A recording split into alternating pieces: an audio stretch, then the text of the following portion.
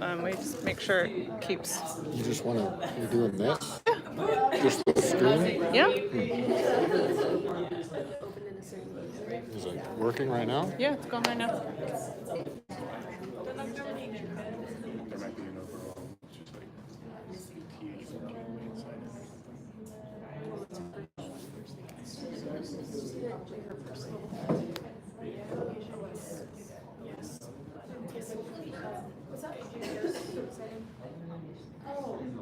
Jared.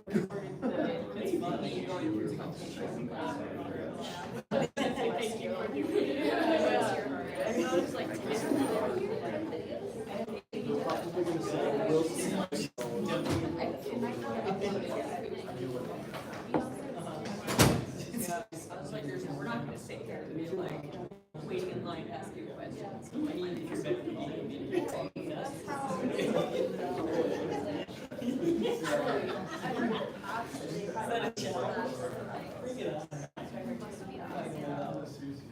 Granted, she did say it was a bit of grace because you have this one on, so she might just do like copies of the text.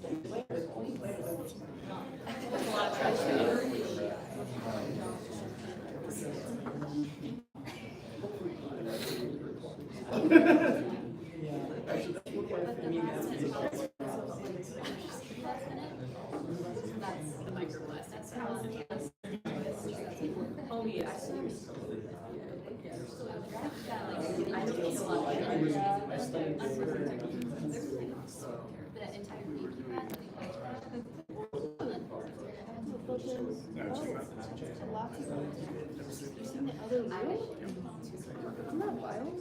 Maybe I'll just wait until the quiz.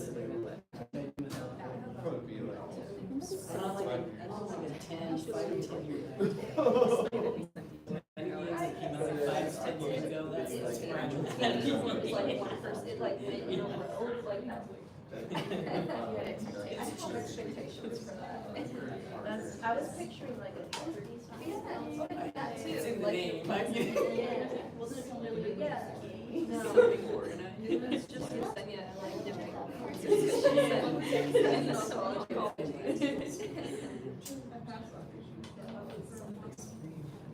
just did all the courses. But I didn't.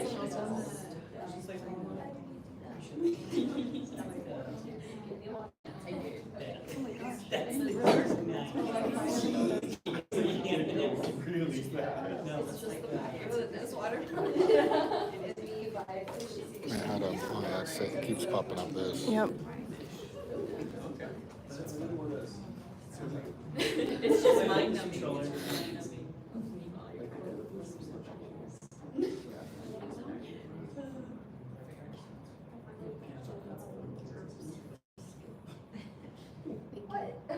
We're not nervous.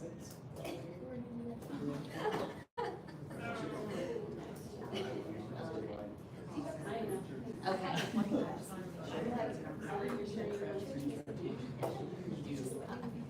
Who knows?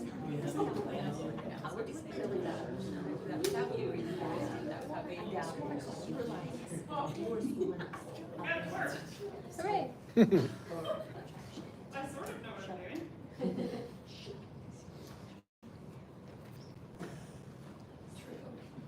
Sorry, you guys.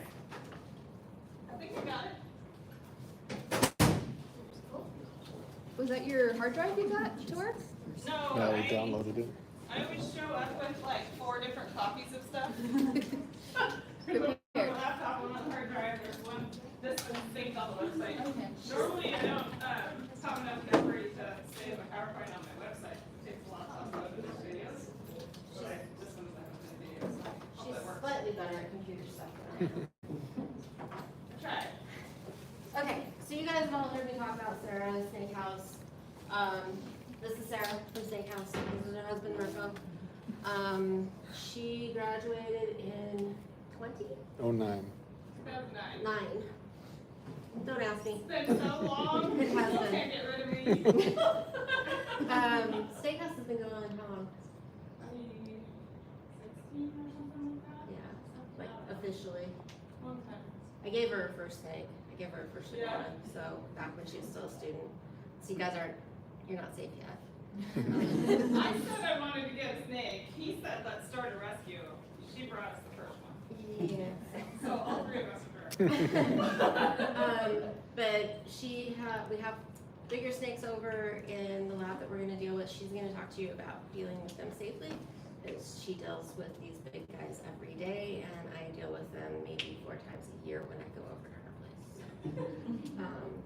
And little tidbits, because she's also a veterinarian. I mean, she doesn't primarily see reptiles, but obviously she works on reptiles all the time, since she's got like 70 of them. 80, I don't even know how many I have. So, Sarah. I'm Sarah. Mirko is my husband. That's who we're talking about back there. So, Giants, yeah. I love that picture, obviously. Does anybody here know Steakhouse? You guys know us yet? Yeah? Cool. Do you know who that picture is? Anybody know who she is? She's fairly well known. She has been here. That's Val. Yeah. So this is a super old picture. Gosh, I don't know. Does anyone know this? Like, Oh, Christ. oh, right. So this is our other helper. So obviously, you know, Nikki, Mirko, and I. This is Cammie. She's a LBT that works with me at my work. She actually picked up a snake from Buffalo P about 10 minutes ago for us. So those are the 4 of us are the main people. So is there? Does this fucking work? Yeah. Okay. So just really quick to say kind of what we do is not a typical rescue, right? Obviously we do the giants. I say no to a lot of the little guys unless there's a really serious kind of behavioral case or health case, or if it's something like what happened today from Buffalo PD, then the little guys go to her. But and then when I say giant, I mean giant, right? Like, well, you can't tell in this picture, that's Mara. She's here. You'll see her in the lab today. But that's actually on the right and the left are 8-foot by 3-foot enclosures, and the one that's behind it is 12 feet. You just can't see because it goes 3 feet beyond. And so, I mean, how tall are these? 9 feet tall? Probably, yeah. There's one more enclosure about there, it's 4 stacked, but so she's like about 8 feet in there. So when I say giant, I mean giant. You guys can stop and ask questions at any time, by the way. So medical behavioral too, so we're not just a rescue, we don't just take people's pets when they don't want them anymore. I actually say no to pretty much anything that's healthy, or we send them somewhere else, or we have a home-to-home program where we post them on our site so that people can rehome them themselves. We save our space for the ones that don't really have an ability to go elsewhere because of bigger problems. That's cool. Did anybody follow Grimm's story? Yeah, that's Grimm on the top. The one on the bottom is a big tumor inside of a boa's mouth that we didn't even know was there. The owner didn't know was there. A good example of don't get to look in the mouth when you're doing an exam. And then that's Val. Sounds like you guys know her. I just like that picture because it shows that's a 4-foot set of 4-foot enclosures she's next to. So puts kind of a different spin on size, right?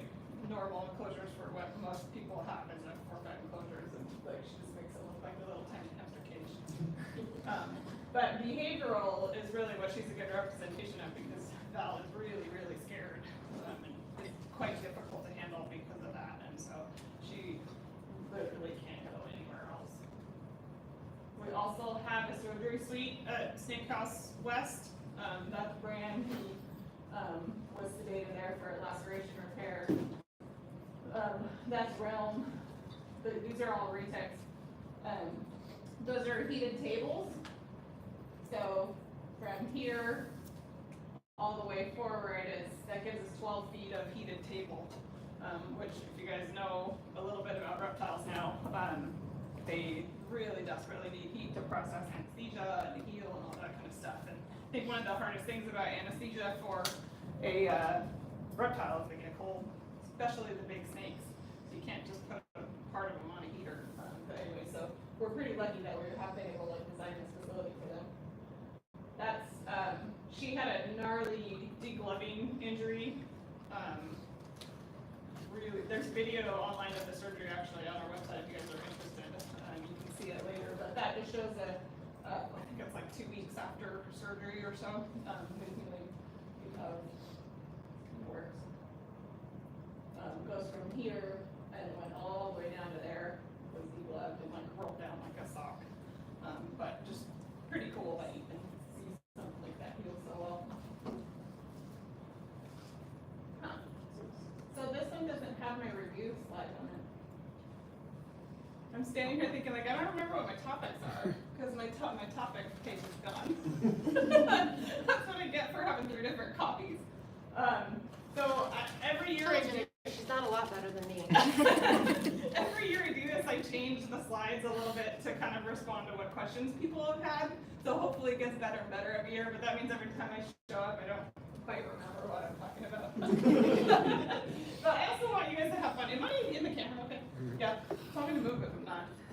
We're also trying out a new thing where we have a YouTube channel now, and so I'm learning how to do a live video feed so that we can start sharing lectures with people. So we'll see if it works. So the topics we're going to go over is just who's who, so kind of like what are the common snakes that you're going to see, and then we're going to go over behavioral handling stuff, husbandry, and then the last topic that I added in is I actually have a whole bunch of case photos for you guys just to see some fun veterinary cases to hopefully have time to go through that. So we don't do venomous, we do just the constrictors basically. The little guys at the top mostly go to Nikki, the big guys go to us, but we do trade back and forth a little bit. The giants specifically, we mean the retics, the burns. Some of the boas do count as giants, most of them don't, but we brought 3 of our biggest boas today so that you guys can actually see what a real big boa looks like or feels like. All 3 of them are my favorite boas, so it's like my top 3 favorite boas are here. They're awesome, I can't wait for you to meet them. And then just a real quick, so you know kind of what the venomous ones are, they're illegal in Washington. They should be, right? You guys know anything about the laws? Yeah, it's kind of a scary thing to say, like why would a normal pet owner have a venomous snake? It's really They're an idiot. such a bad idea. But there is actually, did you know garter snakes are venomous? That's kind of cool, right? So there is a big difference between rear fang and front fang. So everybody thinks of the big scary vipers with the fangs, right? Those are front fang. All of those are illegal. The rear fang, you can actually have like a hognose, those are pets, so those are legal. The only one on the rear fang list that's illegal is the boom slang. Those are super scary, really bad venom. But just kind of interesting to think about that. There are actually venomous snakes that aren't as gnarly as what you think of with the ones that are. So, make sense? Yes, any questions? They're We really think the quiet boom group. slang is adorable. It should be legal. Until you get bit by one. It's too cute to Are be you said. looking it up? Yeah. They're pretty cool. What snake is cool? Honestly, to say who are these snakes is to keep in mind that each class is a geographic thing. So the species are, it makes sense when you think about that. But so the boas are from the Americas, the pythons are from the rest of the world, colubrids are everywhere. I probably don't need to say this here, but snakes aren't poisonous. We all know that, right? We're recording this. Everybody that watches the video, snakes are poisonous. We hear this all the time. But I love this picture because, so this is a hypodermic needle. This is a scorpion. This is a tarantula. This is a viper. That's cool. I'm that nerd that thinks, what we do is the coolest thing ever, so. Pretty neat to see what picture comes up. And then keep in mind that you cannot tell what a venomous snake is just by looks. You really have, there's a lot of mimicry out there, so don't let anybody tell you these silly little memory things. You just have to get photos and look, so if you don't know what you're handling and somebody says it's venomous, just on effort. That's the law list. This is just in here for later. You guys have the notes available, so if you guys need to reference this later, that's on there. Keep in mind that there's also additional restrictions in certain cities, so size restrictions. A lot of cities you can't have anything over 6 feet. That's actually a rule that, or a law that is very commonly broken. So none of our snakes would be legal in the city where we live or outside in the county, but do we even have anything under 6 feet? You? Yeah. No. I don't You think might we do. have a ball python or two, maybe. Oh yeah, we got some of the baby ball pythons. I guess I had a question, like, do you guys have special permits to be able to have snakes bigger than that? No, Or- there's no, okay. like, nobody cares. Okay. We should beat them. Yeah. It's like when you guys meet the big guys down in the lab, it's be like, what the hell, these do not belong in homes. Yeah. But there hasn't been enough people that care, like there's not enough funding for police or animal control. We actually work really closely with animal control. We did today, actually. I really think that the Giants should need permits, but you don't need them. How silly. That's scary. And then on top of that, being a veterinarian, I would be better able to get permits if needed, and we actually designed Snake House West with building sort of layout in mind in case that ever does need to happen. So there's a bunch of things about our building that will make it easy to get permits if we need to tonight. So snake behavior. So I think a lot of people forget what the difference between habituated and domesticated are. Do you guys know? Anybody want to say? Domesticated is a genetic change, so you're Yeah. specifically breeding them, whereas habituated is you have a single animal in one Yeah. lifetime Yeah. and they get used to you. It's good. Yeah. That's one of my soapboxes. Yeah. So domestication takes generations and generations, like, decades to happen, and a lot of the pet snakes are not there yet. The ball pythons are probably getting close, boas are probably getting close. Blood pythons are way far from it.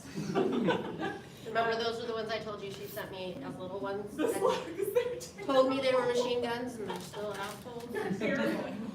But it just has to do with this habituated thing. You gotta remember this when you're dealing with these guys. These are not domesticated pets, they're habituated, so they can learn to tolerate us. But if you can remember a few things about their kind of thinking process and what they need to feel safe, it will do wonders for handling them. I think the biggest thing is knowing that fight or flight response is what's going to drive a lot of their behaviors. If given the opportunity, they're going to hide and run away every time. So when we get bit, it's because we cornered them and they didn't have an out. Or you smell like food. We'll get to that. Does that make sense?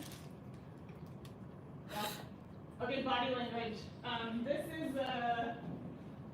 This slide I want you guys to remember because these 4 things are what you're gonna need to be looking for every time you approach a snake to handle them. So if you're getting ready to do an exam or who knows why you're taking a rescue today when we go to lab, you wanna know where are they looking, what's their body posture, where are they moving, and then the tongue flick just tells you if they're paying attention and focused or not. So this picture, I love.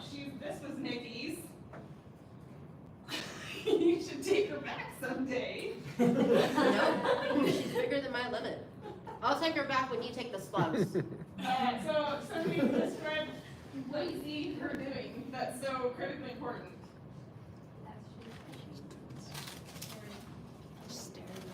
Yeah, she's got eyes on the target. So true of dogs, right? Also, if they're really looking at you, they're focused on you. If you have a snake or reptile staring at you that directly, assume they're looking for food. They're not going to do it. If they're scared, they're going to run away, right? The other thing is, she's up off the ground, which means the ground's not going to slow her down. And then she's got this, I call it locked and loaded shape. So she's ready to launch. She's going to launch for what she's looking at. That's pretty easy to remember, right? Eye contact, body language, and then if they're looking at you, or not looking at you, if they're moving towards you. And so when we go to get the snakes out, you'll see how we handle them to get them to move away, and then that tells you what they're thinking.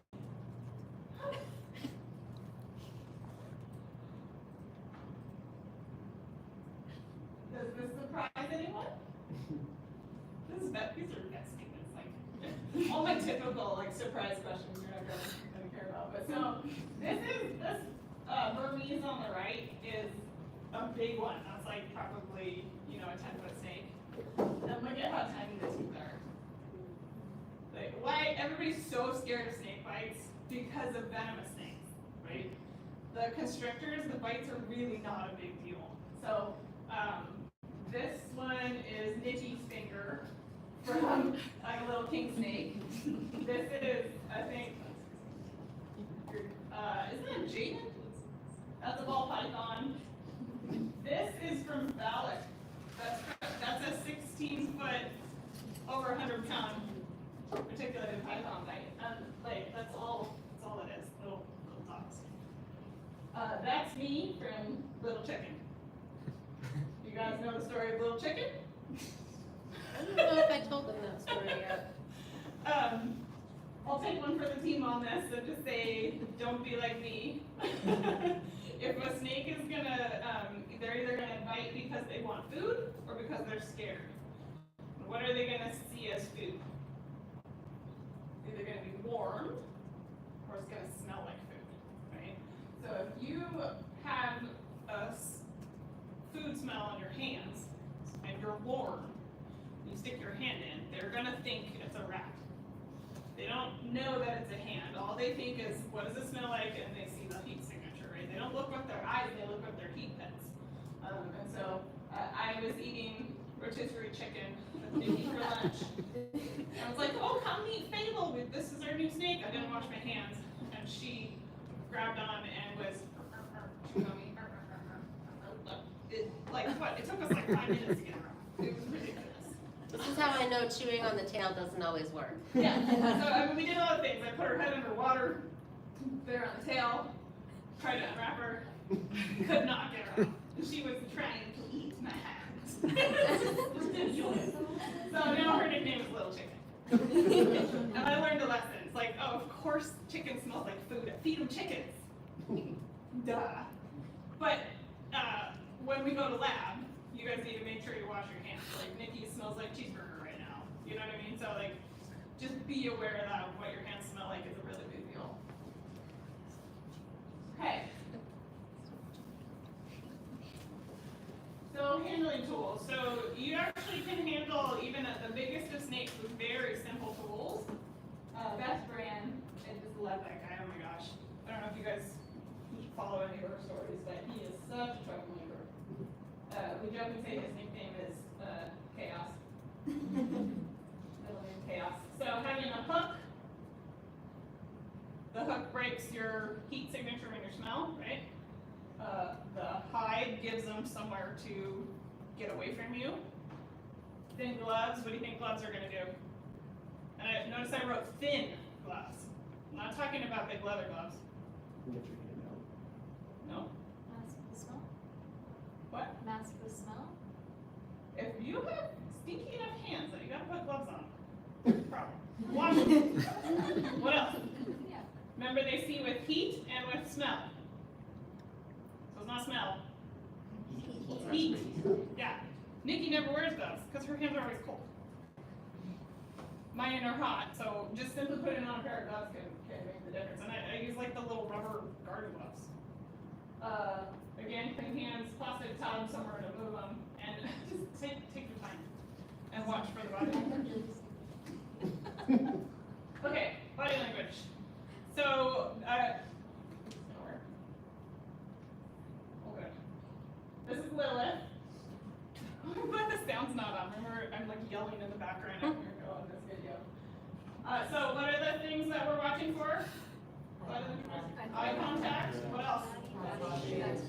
So what about S-shaped and elevated? Okay, what else? Moving towards you. And what's the fourth one? Okay, what did you see in this video? So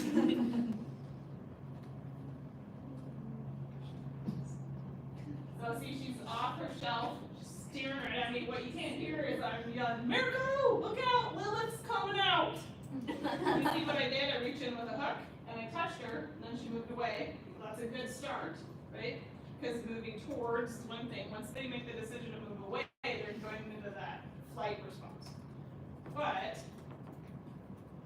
watch this next one. This is continuation after that first one where I touched her. So I'm just trying to get in here and clean.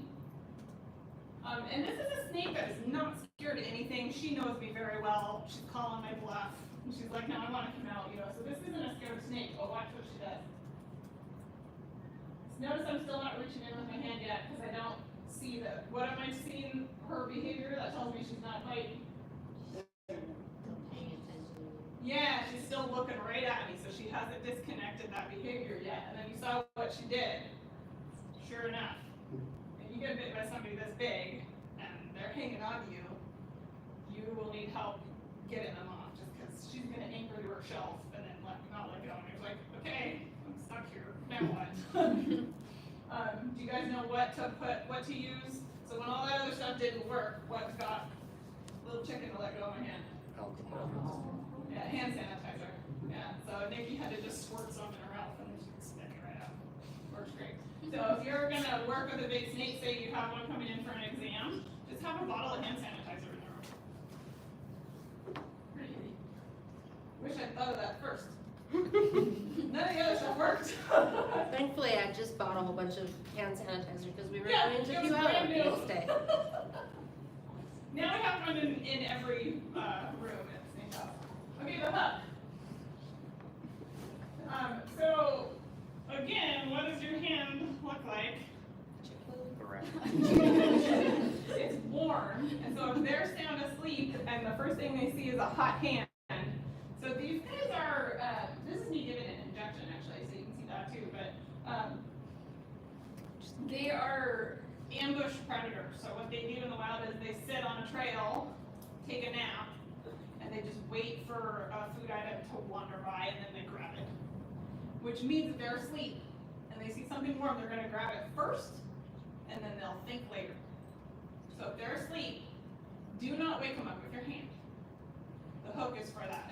And it doesn't have to be a hook, it can be a wooden dowel. I've used like the little bars for blinds, even if I'm in an exam room, I might use my clipboard and paper, or I'll just touch them with that first. Just something to wake them up and give them a chance to think before you reach in. What else does the hook do? What do you use it for? What do you think? So fun. So you see in videos all the time of people like picking snakes up with a hook. We don't really use them for that. I might drag a really big one towards me, but you shouldn't be picking a snake up with a hook because that's actually scary. They're gonna not know that you have them securely. So we literally just will touch them to elicit that, not necessarily fight or flight response, but they don't really want to be messed with because they're not domesticated. They don't really want to hang out with us.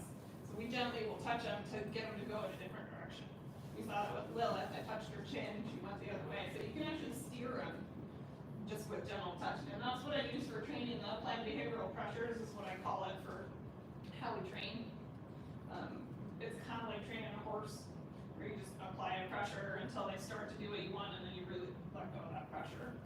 So really subtle, but that's how you avoid eliciting a defense behavior. And their reward, I guess kind of like a horse, is just that The pressure there's no stops. pressure anymore? Yeah. Yeah.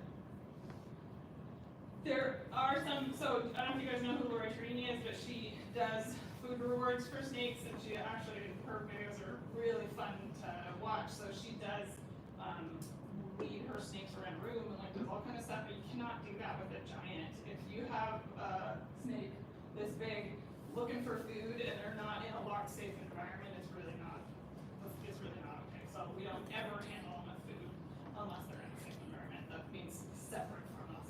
Make sense? Hi, do you know what positive stigmataxis is? positive something, we've missed it, we moved towards something. Do you guys know who Tanya Brandon is? Who doesn't, right? She's famous in that world. So she is famous for developing this, or changing the squeeze chute. Being autistic herself, she realized that having pressure on her body helped her feel good and feel safe. So that's what a thunder shirt does for dogs. That's what squeeze chute does for cattle. That's what hides do for snakes. So if you think about it, if you're 15 feet long and your butt is, half a room away from your head, how are you going to know that you're safe and you can relax and take a nap? You're going to curl up in a ball. If they're in a cave or in a hide where they feel pressure on all sides of their body, they know they're safe. So use this. If you have a scared snake, all you gotta do is give them a hide that's small enough for them to feel that positive thigmotaxis, and it'll calm them down almost all the time. 9 times out of 10 times more, they'll use the hide. This is a boa who was really scared when we first got her, and she, we wouldn't be able to move her in and out of the exercise room because she would be scared and anchor. So we'd give her a hide, direct her with the hook into the hide, and we could pick up the hide and move her that way. A lot of people will bring their snakes to the vet in a bin, travel bin. But most people, we say most people, don't have a travel bin separate from a food bin. I have not been getting a lot of Getting snakes better? in bins lately. It's been pretty much pillowcases. Yeah, good. Or It's getting pillowcase better. in the bin. So we used to get snakes all the time that were being transported in their food bin. Yeah, so just remember that, like here I'm saying the hides are gonna help them feel safe and you wanna use them as a tool. But make sure that if an owner brings you a snake in a hide, you know if that's a food bin or not. And if it is, transfer them to a different bin. I'm kind of going back. You guys can ask anything while I'm skipping over a lot of details just because I have a lot of fun pictures to show you. So this is a transportation tab. That's a long video, so I can just get it playing. So when they do arrive and they're in a tub or a pillowcase, either way, there we go. I can't stress enough to just give them a chance to wake up. What are you going to use instead of your hand? Yeah, why? It's not, obviously not food. So this is Val. She's very scared kiddo. You basically just go slow, give them a second to think. They have to wake up, they have to evaluate what's going on, they gotta turn off their food response first. And then we ask them to cooperate. We're not always forcing them, so we'll say, you can see in this video, we're not gonna watch the whole thing, but I'm using the hide to apply this pressure because I want her to wake up and get moving. She's scared and wants to stay in her hide.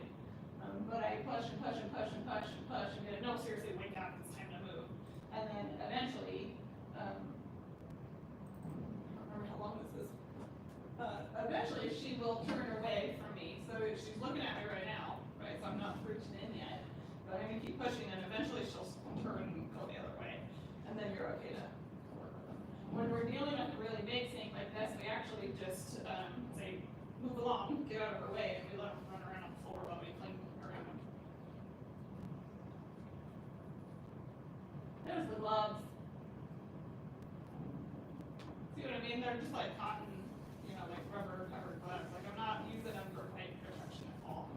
The one on the left is actually Zim because he would move so fast he's slippery. And then a towel, that's actually Grim inside that towel. So the towel is like the pillowcase and like a hide.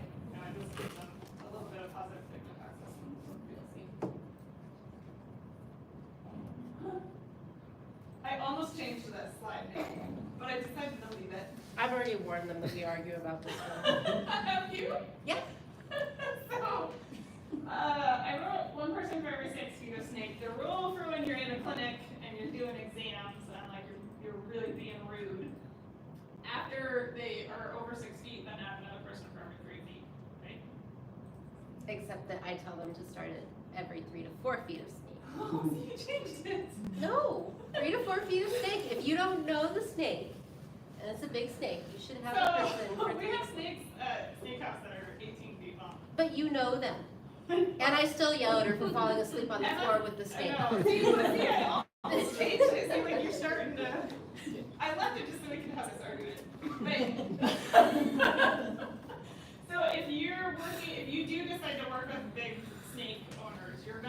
then nobody follows that rule, the pet owners will do this, it's 1 for every 6 feet.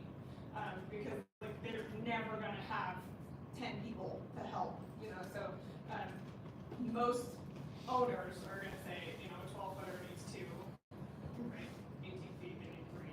And we do follow that at Snake House, but that's because, like Nikki's saying, we're getting them out, putting them on the floor, and like, we don't even pick them up. Our Giants are trained to come out and go back in on their own. All we do is that hook pressure, apply behavioral pressure, and we just ask them where to go, and they know where they are, so half the time we don't even have to pick them up. So that is a different situation. You're gonna be restraining a big snake, for exams at meetings. These are kind of true of dogs too, so say hello first, don't just go right in and scare them. Give them time to think, ask them out, give them somewhere to go, right, you know, so that they're making a choice. Nobody likes, and even dogs or cats don't like being touched on the face or the tail. It's true of snakes too. Trouble with an 18-foot big retic is the head and neck are like 3 feet long. So, but just remember that everybody wants to go and say hi and like goes right for the head. These snakes are not interested in saying hello to you until you meet Mara and Lilith. And Harley. And we brought a bunch that will, but just keep that in mind. Is they're not here to say hello, and they're not interested in people. So you want to respect that, and you'll get more cooperation from them if you're gentler.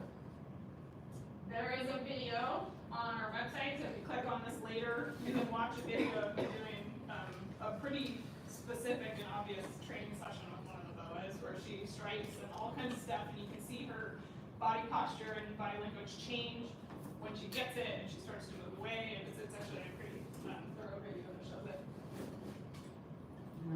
Okay, husbandry. So the basics are the same for Giants, it's just a little bit harder to do. This is a sort of a recipe or equation that you want to try to memorize just to moving forward if you're giving advice to people that are going to have snakes as pets is how big of an enclosure do they need. So your length of your enclosure plus the width of the enclosure should equal the length of the snake. Make sense? And that's keeping in mind that you're like taking the snakes out to let them exercise, I'm assuming, yes. Well, I'm going to get to that too. So this should be a goal. So if you have what's like a common aquarium size is like 3 feet by 1 foot. How big of a snake can that hold? 4 feet. Or less. Yeah. Aquariums are not okay. What a big 50 gallon is 4 feet by 1 feet. What can that hold? 5 foot. That's like not even all the ball pythons out there. So a 50 gallon aquarium, like people think are big. It's not good enough. But if you're so here you go. So that is that big enclosure that you can't see all of there. This was when we moved it. So how big of a snake is in there? 15 meters. Yeah. So the problem is so ideally this is what you're getting at. So ideally a big, 18-footer should have a whole room. They should have a big enough room to really like move around, but we can't achieve that. We would have half as many spots for these animals that need homes. And honestly, there's more retic babies out there that need homes than people that can keep them. And so I do suggest to people to have an enclosure where they can be in it fully stretched out with only one vent. So that means this can hold a 20-footer. But like you're saying, we get them out for exercise. And so it's not ideal, but there are people that keep snakes like Lilith, Mara, and Valak in 8x3s. That's not good enough. 12-footer, that's reasonable. Make sense, you guys? These are, again, for later, you can use this as a reference for where to buy enclosures. These are mostly PVC, but they are not going to be found in pet stores. So aquariums, you'll see this in a couple places, but screen top aquariums are bad for snakes. So you're never going to find snake enclosures at a pet store. Maybe someday. But so this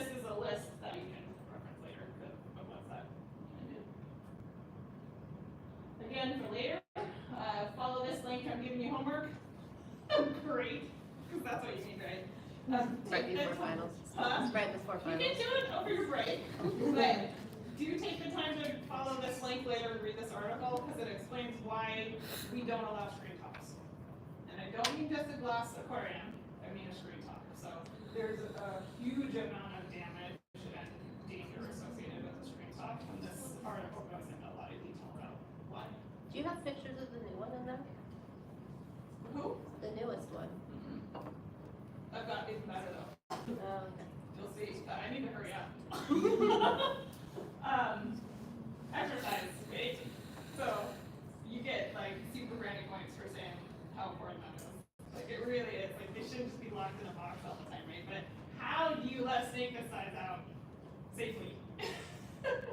She's up and off the tooth. And so Mirko and I actually had a really completely ridiculous accident recently where I fell through the glass top of a huge 6-foot enclosure and like scared the bejeebies out of myself because Mara was doing this. We were slow to respond. I jumped up. She had her head going out the roof. I didn't hear about this. Mirko, I didn't tell you this about Mirko was hanging all of his weight from her, and she didn't care. I just didn't realize I was standing on a glass top and fell through, and that didn't even slow her down. But so, like, having these big guys is no joke. You need to have a snake proof room. Obviously for little ones too, but oh my gosh, I'll tell you that story later. Heat for giants. Ideally for all snake sizes, you should have 3 different temperature zones, but this is even more important for the big guys because their closures are too big. So these are kind of the memories that you would have for a goal.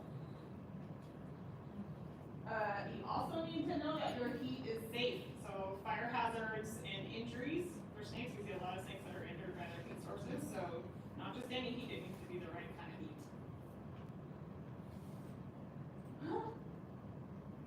We now have had her, that's valid, and she's now broken 3 of these cement tubs.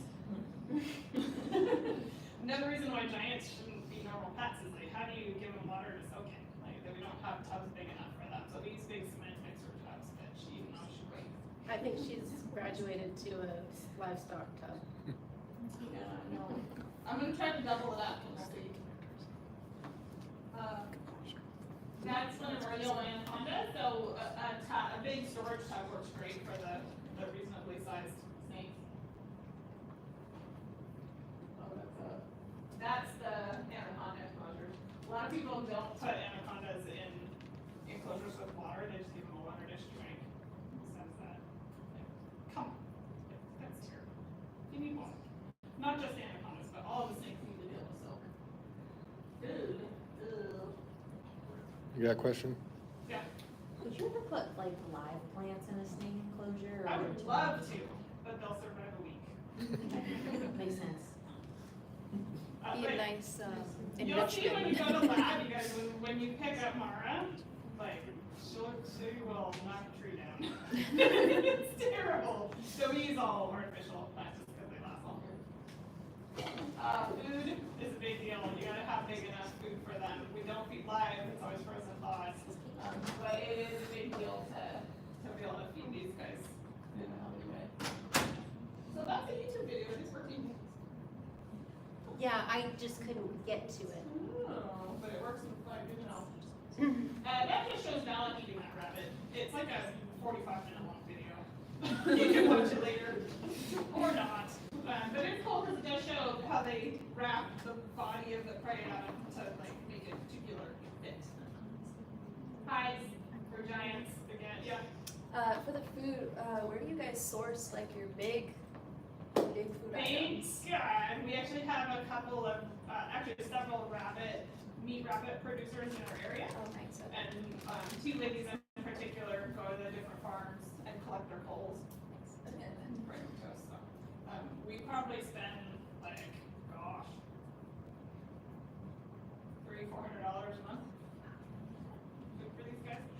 Thank you to everybody that has donated out there watching, because for the last year or so, our food bill has been covered by donations, which is amazing. But that's all it covers. It doesn't cover PAD, doesn't cover anything else, but that's okay. I'll take any help I can get. Just because the snake is 20 20 feet long and 150 pounds does not mean she's not gonna use a hide. That tub is 3 feet by 2 feet. She's still in it. That's 3 feet. Okay, case reviews. So this is the stuff I have. We have, what, 7 minutes? It's that clock, right? Usually pretty close. So I haven't gone over case reviews or cases in these lectures before, but I did a lecture for animal control recently.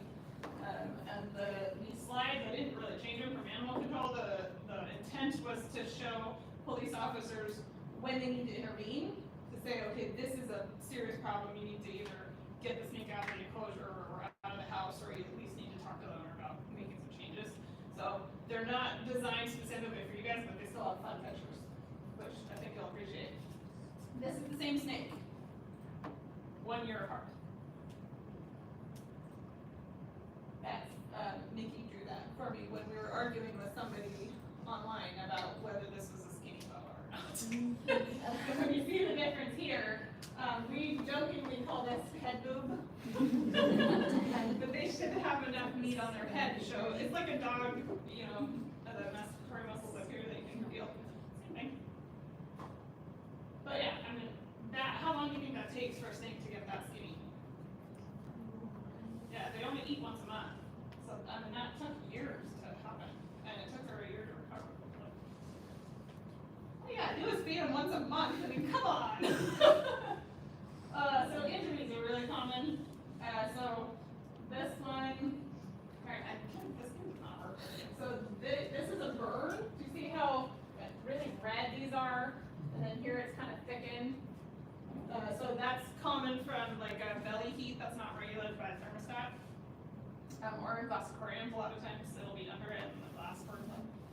This is just a snake in general poor health, maybe because skin not strong or resilient. So those are rubs from him rubbing on enclosure. So if they're injuring their skin when they're just moving around, there's something else underlying. Same thing with that one. That's grim again. So that's a laceration to the skin. Scars. So these are fresh wounds. These are healed.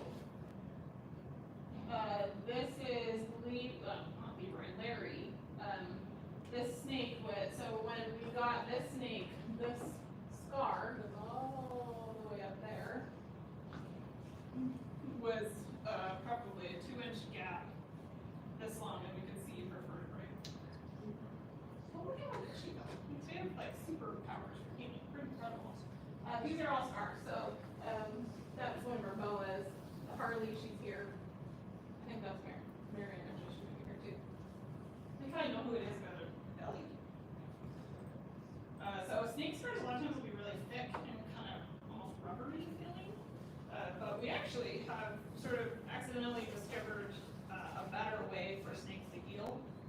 We did talk about that. Huh? We did talk They about that a did, little yeah. bit. And so this one is very different than these scars, right? That's the first snake that we did the heated water baths with. Larry gets credit for almost creating it himself because Larry wanted to be in the water and I didn't know what to do. I couldn't force him out of the water, so I heated the water. I'm like, wait a minute, why are we healing so fast? So it's pretty cool. So which one of these is actually a problem? Are they all a problem? Do all 3 of them need help? It's okay to I guess. feel like the left one has facial deformity. Yeah. Do you know what that one might be? Can't hear you. Stomatitis. Oh, that's a good one, but no, you'll see that in another one. Abscess? Yeah, so that is a subspectacle abscess that swelled so deeply it started getting into underneath the subcute. What's this one? That's an olive python. It's a cataract. It's a cataract. Yeah. He's like 25 years old. What's this? That's duck shot. Not stuck. It's about to show. Yeah, that's in blue. So the difference is that both eyes are blue. That's unilateral. And then I just love this picture. This Marion, she's here tonight. She's got flabby cheeks. Don't love that picture. So she's gonna be out of blue after another couple days. A week later, she'll shed.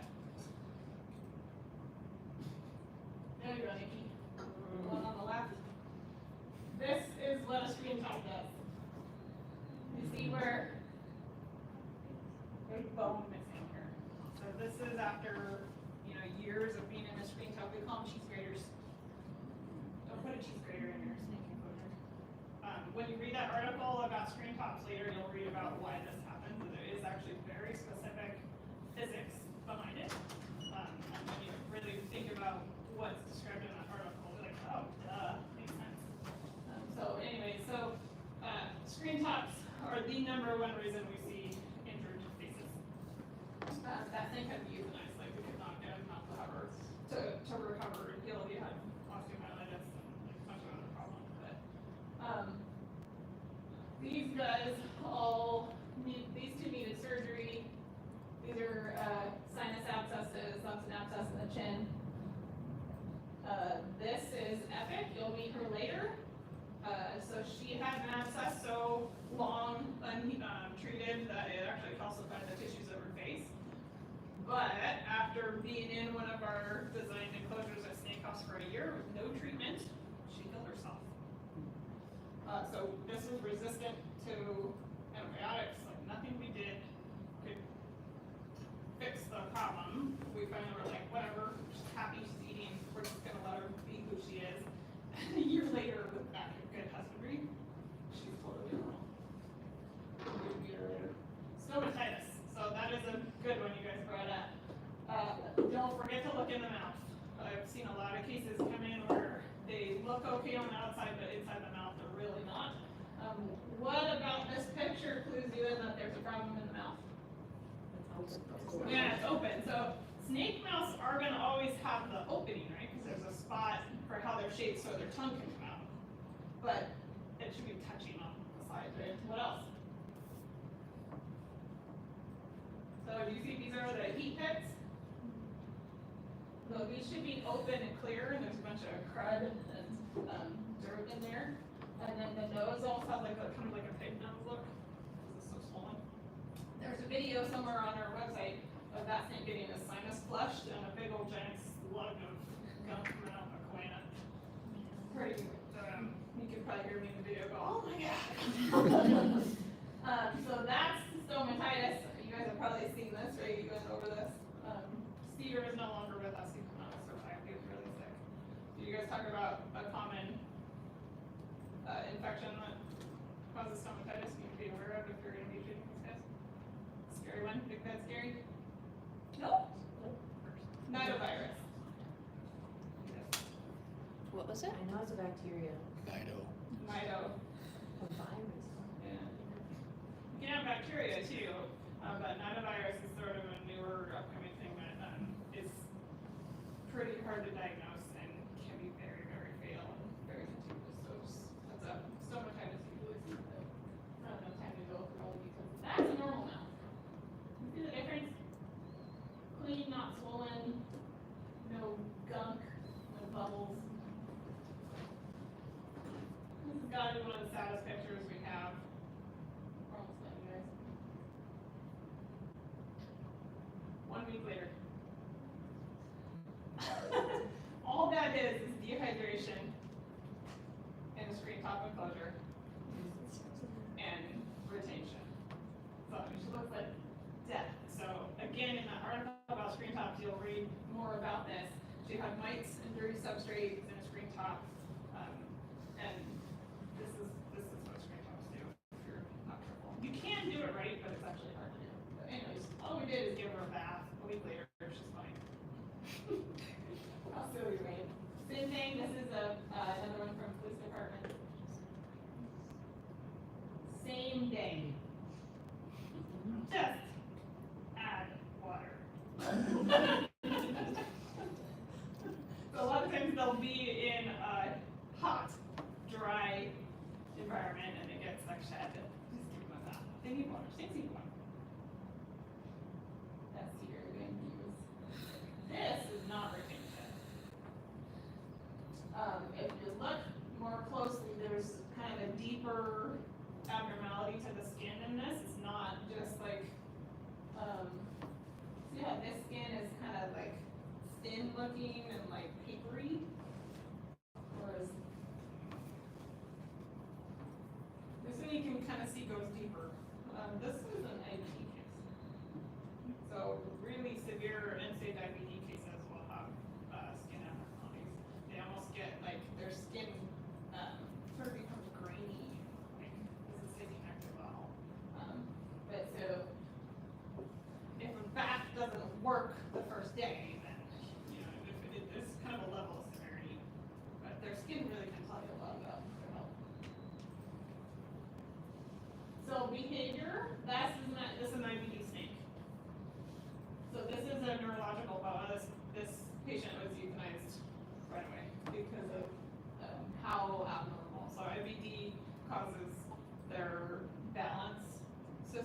be off. And so she's unable to right herself and has really weird motor control and stuff. And that's really end stage. You'll hear about stargazing. Stargazing actually sometimes they're just looking to the food gods for a rat to drop from the ceiling. So, but this is true neurological. We're talking about the inclusion body Inclusion disease, body disease, not inflammatory bowel disease. gastrointestinal. Just to clarify. Good point. I think I wrote that on there. Did I? Yeah. Yeah, you did. Okay. I was like, oh yeah, no, I say that at work all the time. That's what I mean. This is a snake coughing on the right. You see this? Snakes don't have a diaphragm. Most of them only have one lung, and the caudal third of that lung is an air sac. So they'll get mucus that hangs out back there, and they're not very good at coughing. But so this is that's what a coughing snake looks like. They're not very good at it. He's still with us, he's fine. But, and then this is, so these are behaviors, right, that tells you something's wrong. This is, a lot of retics are known for pushing on the door to get out, so they'll get little swollen lips. We actually brought Little Chicken today instead of Fathom, because Fathom was pushing in her lips like that. That might be Fathom. No, that's people. Anyways, we saw that one. Not just the shed, but her abnormal position. All pythons like to hide. They're not tree snakes. That is not normal behavior. That tells you there's something wrong in the environment. And that's Nippy snake on the left. You guys know what that is? It's an Ouroboros. Ouroboros are real. So king snakes eat snakes. So it's not uncommon that you'll see a king snake accidentally mistake its tail for another snake and eat its tail. Especially when they're old, senile, and blind. Yeah. And hungry. Yeah. How did you get Little Chicken off my hand? That's how Nikki got this one to spit himself. You had a question? That was my question. How did you un-Ouroboros it? Hand sanitizer. And then after that, he did it again. Kept trying to do it, so we have to turn the heat down. So with king snakes, if they're really hungry and like they are wanting food and they're a little bit too warm, they're gonna be like so overzealous about it. So if they're doing this, you need to turn their temperature down a little. You need to keep going. Lumps and bumps.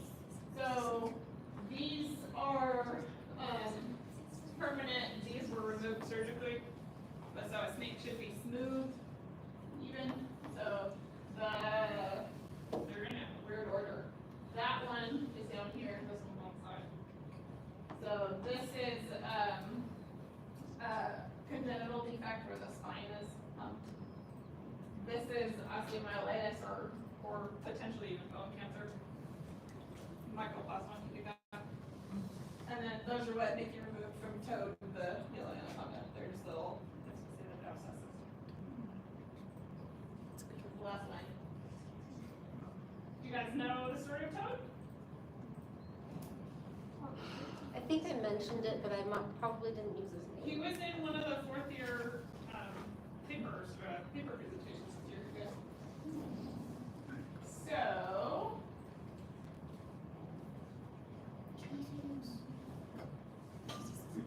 rats are omnivores. Oh, was this the basement one? Rats are omnivores. They will eat meat. And so this is an 8-foot anaconda that got eaten by a rat. Like that's pretty silly. And so because the enclosure was colder, he just wasn't really into eating. We can never truly mimic the wild in captivity, so it's not a natural environment. No matter how hard you work to make it a natural environment, it's never gonna be. This is why we don't feed live food ever. We don't ever do it. I have a snake that hasn't eaten on his own in 5 years. Are we up to 5 already? Yeah, might even be 6. We still haven't even done live food for him. That's how strong I believe in it. We're hand feeding him, obviously. But he won't eat on his own. But we see this all the time. So don't ever let a client leave live food in an enclosure. If you're gonna feed live, lump head first, terrible. But that, do you know what I'm talking about? Stun it. But honestly, I believe in humane death for all creatures. Death by stunning and death by snake is not a humane death. So I think it's kind of a cop-out to say that not care about rabbits and rats and stuff too. Like they don't deserve that.